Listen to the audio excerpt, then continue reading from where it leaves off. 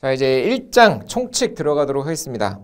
우리 보험업법 들어가면서 한 가지 말씀드려야 될 게, 생소한 용어 중에 책을 보면 아마 대통령령, 총리령 뭐 이런 식으로 나오는 게 있을 거예요. 이게 뭐지? 라고 싶으실 수가 있는데, 우리가 법에 분류를 해보자면 이제 넓은 범위의 법이 있고, 그리고 좀 더 협의의 법, 좁은 범위의 법이 있어요. 그 법률이라고 하는 것과 법령이라고 하는 것, 그래서 이게 좀 더 협의의 법이고 이게 광의의 법이다, 이렇게 보시면 돼요. 그래서 이게 좀 더 넓은 범위예요. 넓은 범위. 그래서 법령은 법률 플러스 법규 명령이다. 법규 명령을 포함한 것을 이제 법령이라고 부르는 거예요.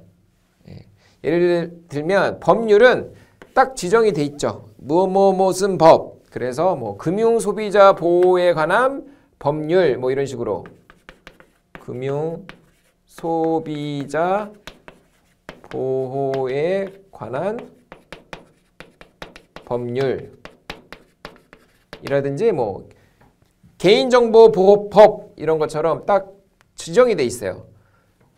그리고 이 법규 명령이라고 하는 거는 세부, 하위 법규라고 보시면 되고, 그게 대표적인 게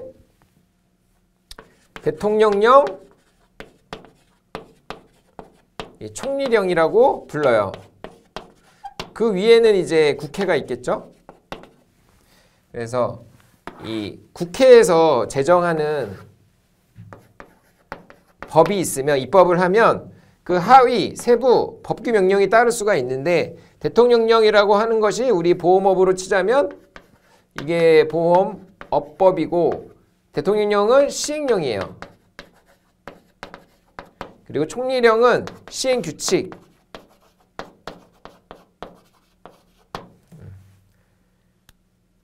그래서 구조가 이렇습니다. 업법이 있고 시행령이 있고 시행규칙이 있어요. 그래서 책에 보면 뭐 대통령령으로 정하는 것은 제외한다 라고 하면 이게 바로 시행령을 의미한다. 그래서 한번 포탈에다가 이렇게 보험업법이라고 이렇게 검색을 해보시잖아요. 그럼 보험업법만 나오지 않아. 보험업법, 시행령, 뭐 보험업 시행규칙 이런 식으로 같이 이렇게 나오는 걸 볼 수가 있을 거예요. 지금 한번 해보세요. 지금 한번 포탈에다가 아니면 뭐 핸드폰으로 한번 검색해 보세요. 보험업법. 예, 쭈루루 나올 겁니다. 그래서 시행령이 대통령령이구나. 시행규칙이 총리령이구나. 그럼 시험에서는 어떻게 나오냐? 이 보험업법에 대한 조문 관련된 출제가 한 80% 정도 나오고, 시행령이 한 15% 정도, 그리고 시행규칙이 한 5% 정도. 요즘에는 상법도 시행규칙 플러스 상법 정도가 이제 같이 출제가 되는 경우가 있더라고요. 상법 조문도 일부는. 그래서 이렇게 보시면 되고,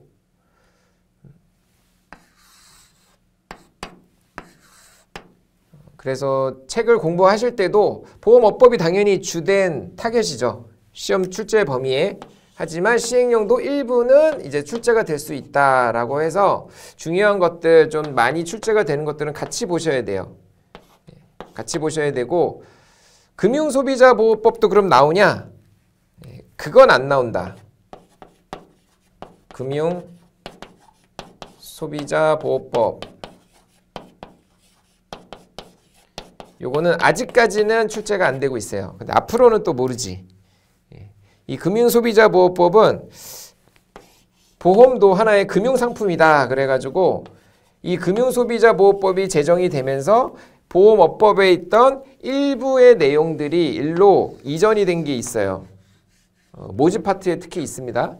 그래서 여기에서 예전에는 여기에 있던 내용인데 몇 가지 조항들이 이쪽으로 이전이 됐어. 그렇다고 해서 이거에 대해서 출제하지는 않는다. 아직은 안 하고 있어요. 근데 앞으로 출제 범위가 어떻게 될지 모르지. 아직까지는 이렇게 보시면 된다. 그래서 이런 배경을 가지고 한번 들어가 보겠습니다. 1번 총칙, 보험업법 일반이 나오고요. 보험업법의 개설, 보험업법의 의의 및 성격을 보시면 보험업법은 계약자를 보호하기 위하여 민영보험업의 지도감독, 지도감독은 누가 합니까? 금융위와 금감원이 합니다.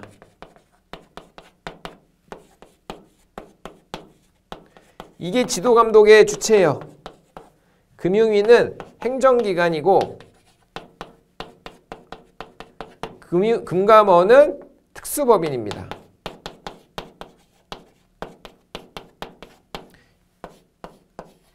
위탁을 주는 거죠. 위탁. 위임을 주는 겁니다. 그래서 여기서 명령권을 발휘하면 금감원에서 조사권을 시행한다. 그래서 관계자 조사라든지 필요에 따라서는 불러서 뭐 조사도 할 수가 있는 거고, 금융감독원은 조사권이 있으니까. 지도감독에 대한 근거 및 내용, 방법 등을 규정하고 있는 보험업 감독에 관한 기본법이다. 그래서 이제 그게 바로 공법적인 규정이다. 보험업법은 민영보험에 대한 감독 법규이므로 우체국보험, 국민건강보험 등의 공영보험과 공제조합에는 적용되지 않는다. 그래서 한 가지 헷갈리시는 게 이 보험하고 공제는 비슷하면서도 다르다.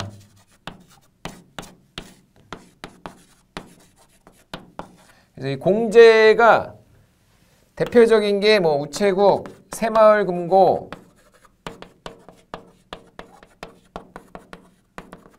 수협, 농협 뭐 이런 데 있죠. 이게 이제 공제 쪽에 해당이 되는 겁니다. 그래서 이름은 우체국 보험에서 보험 같아 보이지만 그게 보험이 아니에요. 공제 상품이에요. 공제 상품.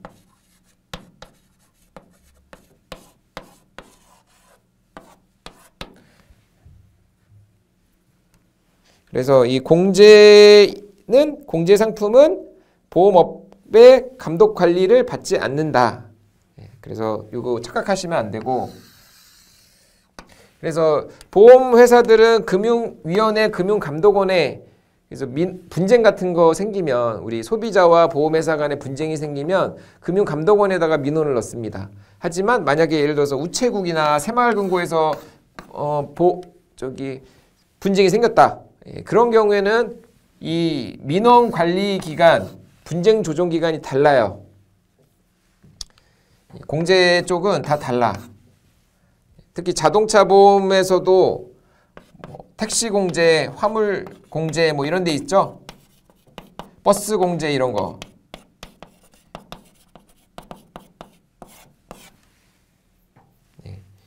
그래서 이 관할하는 행정기관별로 이런 것들은 택시 공제, 버스 공제 이런 데들은 이제 국토부고, 국토부. 그리고 우체국하고 새마을금고는 또 행자부하고 또 자체 해결하는 데도 있고 조금씩 달라요. 기관별로. 그래서 이거는 이제 분쟁 조정 기간 자체가 다르다.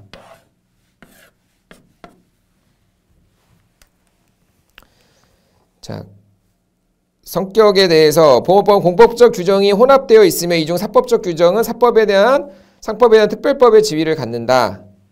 그래서 이 사법적 규정과 공법적 과정이 이제 같이 혼합된 공사 혼합법이다. 이렇게 보시면 되고, 공법적 성질은 보험업의 영위 규정, 보험업 실질적 감독 규제 뭐 이런 것들이 들어가고요. 인허가 당연히 중요하죠. 회사 설립하고 뭐 대리점, 중개사, 기타 관계단체 인허가 해주고, 보험업자 관계단체, 모집 종사자 등 이제 관리 감독, 규제 감독 이런 것들을 합니다. 사법적인 규정에는 회사 설립하고 조직하고 운영하는 데 관련된 사항입니다. 뒤에 차차 나올 거예요. 업법의 목적, 보험업법은 보험업을 경영하는 자의 건전한 경영을 도모하죠. 그리고 계약자, 피보험자, 그 밖의 이해관계인의 권익을 보호하고 보험업의 건전한 육성을 꾀하고 국민경제 균형 있는 발전에 기여할 목적으로 한다. 넘어가시고 용어의 정의가 나옵니다. 첫 번째, 보험 상품, 위험 보장을 목적으로 우연한 사건 발생에 관하여 금전 및 그 밖의 급여를 지급할 것을 약정하고 대가를 수수하는 계약으로서 다음의 것을 말한다. 첫 번째, 생명보험 상품은 이제 종류는 세 가지입니다. 어법상의 규정 분류는 세 가지 분류가 돼 있어요. 첫 번째가 생명보험, 두 번째가 손해보험, 그리고 세 번째는 재산보험입니다. 생명, 손해.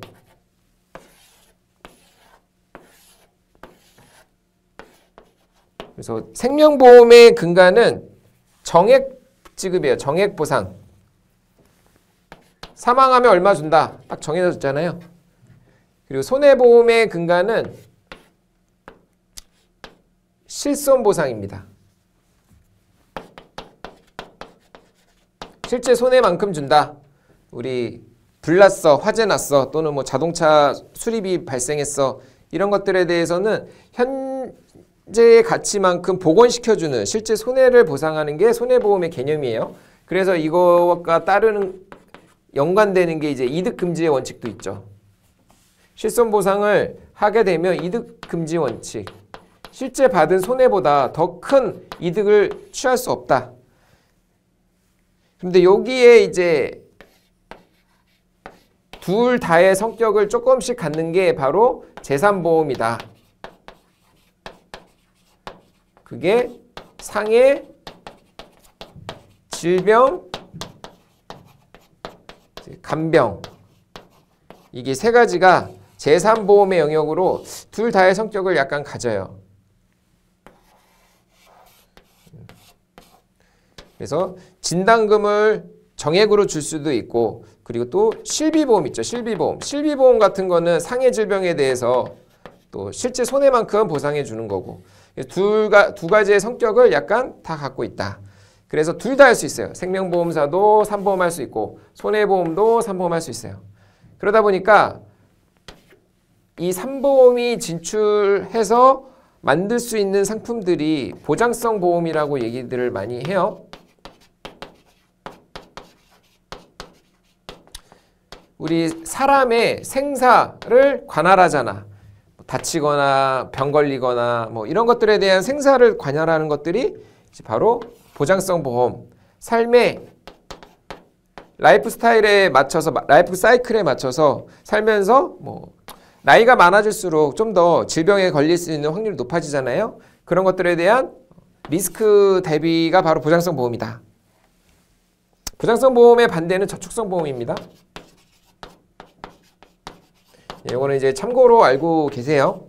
시험에는 안 나오겠지만, 생명보험은 위험보장을 목적으로 사람의 생존 또는 사망에 관해서 딱 정해진 금전을 지급하고, 손해보험은 위험보장을 목적으로 우연한 사건으로 발생하는 손해에 관하여 금전 및 그 밖의 급여를 지급할 것을 약속하고 대가를 수수하는 계약이다. 그 괄호하고 이제 계약상 채무불이행 또는 법령상 의무불이행으로 발생하는 손해를 보상한다, 포함한다. 이게 뭐냐면 이게 배상책임보험의 영역입니다. 그래서 배상책임보험도 손해보험의 한 종류예요. 자동차 보험도 배상책임보험이고, 우리 영업 배상책임보험도 그렇고, 또는 뭐 일상생활 배상책임보험도 다 배상책임보험입니다. 그게 이제 타인에게 고의 또는 과실로 손해를 끼치거나 계약사항을 이행하지 않았거나 어쨌든 손해를 끼쳐야 돼. 피보험자가 손해를 끼친 거를 이제 배상해 주는 것이 바로 배상책임보험입니다. 배상책임보험도 손해보험의 종류니까. 그리고 재산보험은 위험보장을 목적으로 사람의 질병, 상해 또는 이에 대한 간병에 대하여 금전 및 그 밖의 급여를 지급할 것을 약속하고 대가를 수수하는 계약이다. 대통령령으로 정하는 것은 뭐냐? 이게 바로 시행령이라고 했죠. 그게 바로 1번 고용보험, 2번 건강보험, 3번 국민연금, 4번 장기요양보험, 4번 산업재해보상보험, 5번 산업재해보상보험, 6번 선불식 할부계약. 이게 뭐다? 보험 상품에서 제외되는 거예요. 선불식 할부계약은 상조 아시죠? 상조. 죽으면 뭐 장례 치러주고 뭐 이거 상조. 그리고 나머지는 고용보험, 국민보험, 건강보험, 장기요양보험, 산업재해 보상보험, 이게 다 뭡니까? 공영보험이죠. 공영보험. 우리가 공영보험의 반대는 민영보험입니다. 공영보험은 나라에서 하는 거. 민영보험은 민간 보험회사가 만든 거. 그래서 공영보험은 보험 상품이 아니다. 그래서 상품을 보시면 생명보험에는 크게 두 가지예요. 생명보험 계약, 연금보험 계약. 생명보험은 사람의 생존, 사망. 그리고 연금보험은 저축, 저축 연금성 보험, 저축성 보험입니다. 그리고 손해보험 상품에는 종류가 많죠. 화재보험, 해상보험, 자동차보험, 보증보험, 재보험, 책임보험, 기술보험, 관리보험, 도난보험, 유리보험, 물보험, 원자력보험, 비용보험, 날씨보험. 맞습니다. 요거는 이제 허가 등록 파트에서 다시 얘기하고요. 재산보험은 상해질병 간병을 얘기합니다. 그리고 보험업으로 넘어오셔가지고 보험업에는 상품의 취급과 관련하여 발생하는 보험의 인수. 인수라는 말은 우리가 보험은 가입할 수 있다고 해서 가입하는 게 아니야. 계약자가 피보험자가 있어요. 보험에는 이 개념이 계약자와 피보험자로 나뉘어. 그래서 예를 들어서 우리 엄마가 나를 위해서 가입을 해줬어. 보험을. 그러면 엄마가 계약자예요. 피보험자가 나야. 그래서 내가 다치거나 아프거나 그랬을 때 보상을 받을 수가 있어요.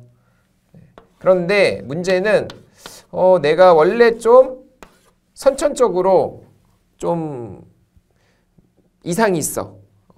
그랬을 때 보험에서 다 인수를 해주는 게 아니에요. 이번에 계약 피보험자 대상이 조금 원래 선천적으로 신체적으로 좀 문제가 있다, 좀 아프다 이랬을 때는 보험회사에서 인수 거부할 수도 있는 거예요. 그래서 보험 계약을 청약한다 그러고 보험회사는 심사를 해요. 이게 이제 언더라이팅입니다. 언더라이터가 심사를 해. 이 피보험자에 대해서 뭐 아프고 좀 선천적으로 좀 문제가 있고 이런 것들에 대해서 이렇게 검토를 해가지고 인수할 거냐 말 거냐, 인수 안 할 거냐, 아니면 보험료를 좀 더 높게 받을 거냐, 그래서 인수할 거냐, 그걸 결정해. 그래서 심사, 청약, 심사, 인수 단계를 거칩니다. 그래서 여기에서 얘기한 인수, 수수 및 보험금 지급 등을 영업으로 하는 것을 말한다. 손해보험 상품은 손해보험 상품 관련, 재산보험은 재산보험 관련, 그리고 보험회사 등으로 넘어와서 보험회사는 허가를 받아 보험업을 경영하는 자를 말한다. 아무나 경영을 할 수 없겠죠. 일단은 자본금이 튼실해야 돼. 그죠? 금융회사잖아요. 보험회사도 하나에. 망하면 어떡할 거야. 그리고 큰일 나죠. 그래서 보험회사는 허가 절차와 요건을 또 따로 갖추고 있어. 두 번째, 상호회사. 상호회사는 보험업을 경영할 목적으로 이 법에 따라 설립된 회사로서 보험계약자를 사원으로 하는 회사를 말한다. 이 상호회사는 그 뒤에 파트가 나오긴 하겠지만 업법에만 있는 회사예요. 보험업법에만 상호회사라는 게 있고 실제로는 존재하지 않아. 그러니까 이제 약간 환상 속에 이론상에 법에만 있는 회사예요. 실제로는 존재하는 회사가 없어. 우리나라에는 없어요. 왜? 계약자가 사원이 된대요. 약간 이 개념 자체는 협동조합하고 좀 가깝죠. 협동조합은 조합원들이 본인들의 조합의 이익을 위해서 만든 단체잖아요. 그 협동조합하고 좀 비슷한 개념인데 이거를 회사로 설립을 하나의 회사의 개념으로 만들어 놨는데 실제로는 존재하지 않아요. 외국보험회사, 대한민국 이외의 국가의 법령에 따라 설립되어 대한민국 이외의 국가에서 보험업을 경영하는 자. 자회사, 보험회사는 다른 회사의 의결권 있는 발행주식 총수의 15% 이상 초과하여 소유하는 경우 그 외 다른 회사를 말한다. 발행주식 총수의 15% 이상 초과죠. 초과하여 소유하면 자회사가 되는 거예요. 모집이라는 이제 용어가 나오죠. 모집은 계약의 체결을 중개하거나 대리하는 것. 그러니까 체결을 중개 또는 대리예요. 중개 또는 대리.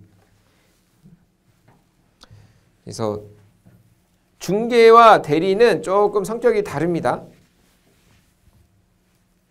중개는 우리 공인중개사 생각하시면 돼요. 집 보러 매물 소개해주고 거래를 중개해주는 거잖아요. 말 그대로 브릿지 역할, 중개, 이어준다. 근데 대리는 대신한다. 대리는 이제 대신한다라는 측면이 있어. 그래서 대리점에서는 우리 핸드폰 대리점 가가지고 개통하잖아요. 핸드폰 사가지고 뭐 SK 이런 거 개통하잖아요. 대신 개통해 주잖아요. 가입시켜주고. 우리가 SK 본사를 찾아가지 않아도 되잖아. 예. 대리점만 가도 되잖아요. 그래서 이 계약 체결을 대리해 준다. 대신해 준다. 중개는 이어준다. 조금 달라요. 그래서 중개는 중개사고 대리는 대리점입니다. 설계사, 대리점, 중개사가 있어요. 모집을 할 수 있는 대표적인 채널. 모집 채널입니다. 모집 채널. 설계사, 보험회사, 대리점 또는 중개사에 소속되어 보험계약의 체결을 중개하는 자로서 이게 등록된 자를 말한다. 설계사는 중개할 수 있는 사람입니다. 그리고 대리점, 보험회사를 위해 보험계약의 체결을 대리하는 자. 중개사, 독립적으로 보험계약의 체결을 중개하는 자. 그래서 대리점은 보험회사를 위하여예요. 위하여 어떤 종속적인 관계가 따른단 말이에요. 하지만 중개사는 위하여 하지 않아. 그냥 독립적으로 해요. 독립적이야. 중개사는. 자산운용이 나오죠. 자산운용에는 신용공여, 총자산, 자기자본 이런 용어들이 나오는데 물론 이제 이 각각 세부 파트에 가면 또 다시 하겠지만 자산운용 파트에서 나오는 신용공여는 돈 빌려주는 거, 대출 또는 유가증권의 매입이나 그 밖에 금융거래상의 신용위험이 따르는 보험회사의 직접적 간접적 거래로서 대통령으로 정하는 바에 따라 금융위원회가 정하는 거래를 말한다. 네. 그래서 신용공여의 범위는 이렇게 하겠다. 대출, 어음 및 채권의 매입, 그 밖에 거래 상대방의 지급 불능 시로 인하여 보험회사 손실을 초래할 수 있는 거래, 이런 것들이 나오고요. 총자산으로 넘어가서 총자산은 재무상태표에 표시된 자산에서 영업권 등 대통령으로 정하는 자산을 제외하는 것을 말한다. 우리 아마 경영학을 전공하신 분들은 그래도 이해가 되실 텐데 경영학을 전공하지 않고 회계를 접해보지 않으신 분들은 잘 모르실 수 있어요. 자산은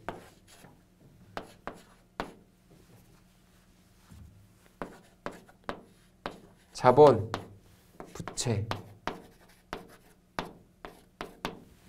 이렇게 형성이 됩니다. 이게 하나의 재산이라고 보시면 돼요. 자산, 내 재산을 형성하는 것. 이거는 내 돈, 이거는 남의 돈. 내 돈도 재산이 될 수 있고 남의 돈도 재산이 될 수 있죠. 그 대신 남의 돈은 나중에 환원해 줘야 되겠죠. 다시 돌려줘야 되는 돈.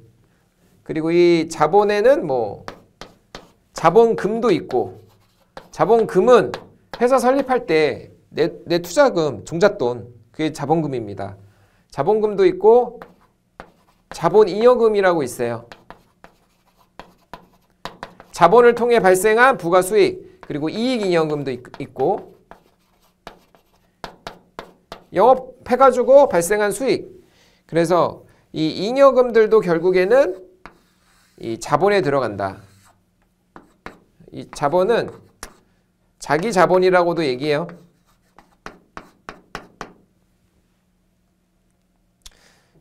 이거를 이제 순자산이라고도 하고, 예. 그리고 부채는 이제 남의 돈이니까. 근데 보험회사는 한 가지가 더 있어요. 부채, 일반적인 회사에서 말하는 부채 말고도 부채의 성격을 갖는 게 하나 더 있어. 그게 바로 책임준비금이라는 게 있습니다. 요거는 계약자한테 돌려줄 돈. 이거는 어떻게 보면 채권자한테 돌려줄 돈이죠. 채권 채무가 발생을 했으니까 이거는 이제 계약자한테 돌려줄 돈. 사망보험금을 1억을 가입했어. 이 사람 언젠가는 죽을 거 아닙니까? 안 죽는 사람 없잖아요. 그러면 언젠가는 1억을 줘야 돼. 이게 준비해놨다가 1억 준비해놨다가 이 사람 죽으면 줘야 돼. 그러니까 책임을 준비하는 금액, 책임준비금. 이거는 계약자한테 돌려줄 돈. 이것도 하나의 일반 회사에는 없는 개념이에요. 이 책임준비금이. 일반 제조회사가 책임준비금 없잖아요. 부채만 있지. 그래서 보험회사는 약간 성격이 조금 다르다. 자기자본에는 납입자본금, 그리고 이익잉여금, 자본잉여금, 이익잉여금, 이게 이제 자본 항목에 들어가는데 여기서 하나는 빼야 돼. 영업권은 빼야 돼요. 영업권. 이게 뭐다? 이게 자기 자본이다. 근데 이 영업권이라는 거는 우리가 이 회사의 가치 평가에는 들어가. 아, 저 회사 이미지가 좋아. 아주 기업 이미지가 너무 좋아.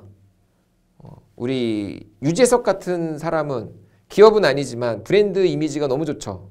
연예인 중에서 유재석의 이미지는 너무 좋아. 그 사람의 가치가 높아져. 기업으로 치자면 눈에 보이지는 않지만 저 기업의 가치가 굉장히 좋다. 우리 권리금 들어봤어요? 권리금? 상점을 넘길 때 우리가 권리금을 더 받는다. 이런 개념 들어봤죠? 위치가 좋다든지 기존 단골이 많다든지 이런 것들 할 때 내가 운영하는 어떤 점포를 넘길 때, 팔 때 권리금까지 받아서 파는 경우가 있단 말이에요. 기업에도 마찬가지야. 그래서 그 회사의 가치를 평가할 때 들어가긴 하지만 이거는 자본 형성에 기여하진 않았어. 그래서 요거는 자기 자본에 있어서는 빼라. 영업권을 빼라는 거예요. 영업권을 빼고 대통령으로 정하는 항목의 합계액을 또 빼래. 그게 뭐냐 봤더니 합산해야 될 항목에는 납입자본금, 자본잉여금 및 이익잉여금. 그러니까 자본금 플러스 잉여금이 자본이라고 보시면 돼요. 내 돈, 종잣돈. 그런데 거기서 하나는 빼. 잉여금 빼고 그리고 또 영업권을 빼라고 돼 있죠. 자본 충실에 기여하지 않았으니까. 그리고 넘어가서 대주주라는 말이 나옵니다. 대주주는 동일한 개인 또는 법인 및 이와 신용위험을 공유하는 자로서 아래 정하는 자를 말한다.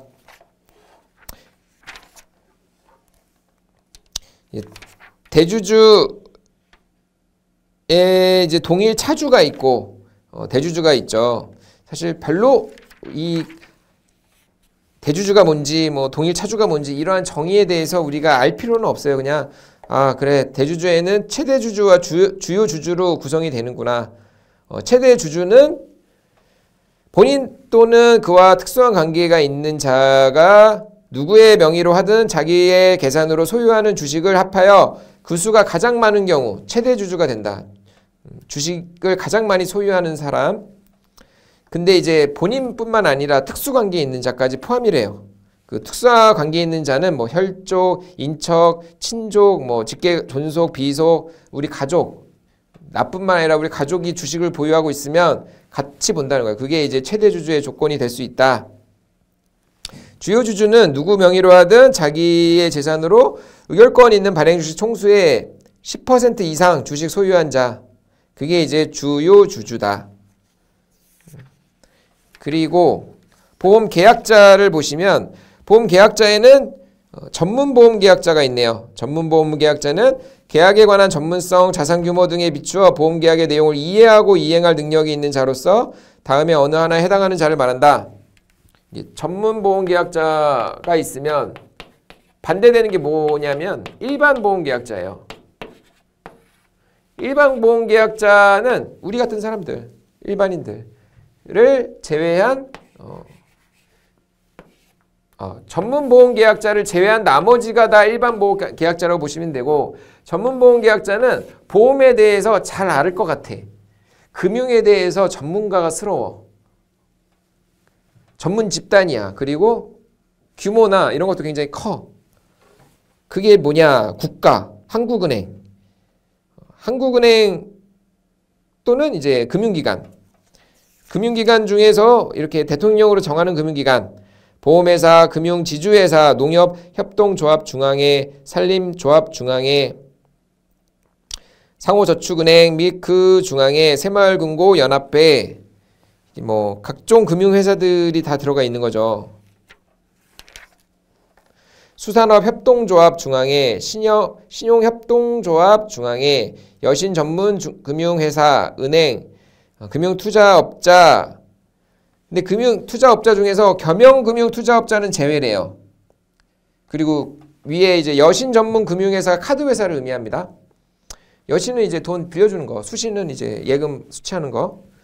여신전문금융회사가 카드회사라고 보시면 되고, 금융투자업자 중에서 겸용, 금융투자업을 전문으로 하지 않고 다른 거랑 같이 겸용한다. 금융투자업을. 이거는 제외다.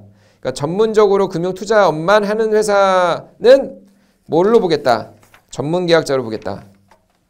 그리고 증권금융회사, 종합금융회사, 자금중개회사, 중소기업은행, 한국산업은행, 수출입은행, 이거 맞네. 그리고 주권상장법인, 이런 것들이 뭐다? 전문보험계약자로 분류가 된다.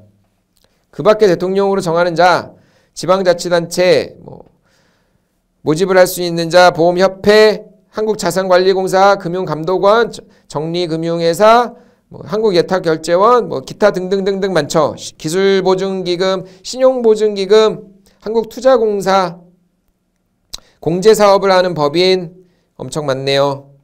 이런 것들은 뭐다? 전문보험계약자다. 그리고 일반보험계약자는 전문보험계약자가 아닌 나머지, 이거는 일반보험계약자예요. 그리고 다만 전문보험계약자 중 아래에 정하는 자가 일반 보험계약자와 같은 대우를 받겠다는 의사를 표현했을 때 보험회사가 동의하면 그거는 이제 전환돼요. 전문에서 일반으로 신분이 전환돼. 그게 이제 지방자치단체, 주권상장법인, 대통령으로 정하는 금융기관에 준하는 외국 금융기관, 법률에 따라 설립된 기금 및 그 기금을 관리 운용하는 법인, 해외 증권시장에 상장된 주권을 발행하는 국내 법인, 이런 것들. 이걸 외워야 됩니다. 요거는 시험에 자주 나오는 거니까 이거는 외우셔야 돼. 전문 보험계약자에 대한 이만큼의 범위를 어느 정도 이해하시고 나서 이렇게 전환되는 전문보험계약자 중 일반보험계약자로 전환할 수 있는 대상 1번부터 6번까지 외우셔야 됩니다. 그 중에 4번이 이제 기금이죠. 기금. 기술신용보증기금과 신용보증기금은 제외한다. 이 제외되는 것도 잘 유심히 보셔야 돼. 신용보증기금은 중소기업한테 이제 채무보증해 주는 데고 그런 데죠. 기술신용보증기금, 신용보증기금. 그래서 기금이라고 하는 거는 우리 자본금이랑 비슷한 거예요. 그래서 어떤 종잣돈 마련하는 거. 자본금하고 비슷한 게 이제 기금입니다. 어떤 단체나 기관에서 어떤 목적을 위해서 마련하는 돈, 기금. 예를 들어서 공무원 연금 기금이라든지 청소년 육성 기금, 창업 진흥 기금 이런 식으로 만드는 게 이제 기금이다. 자, 여기까지 해서 우리 첫 시간 이제 마무리하도록 하고요. 다음 이어지는 것들은 이제 다음 시간에 계속 이어서 하도록 하겠습니다. 감사합니다.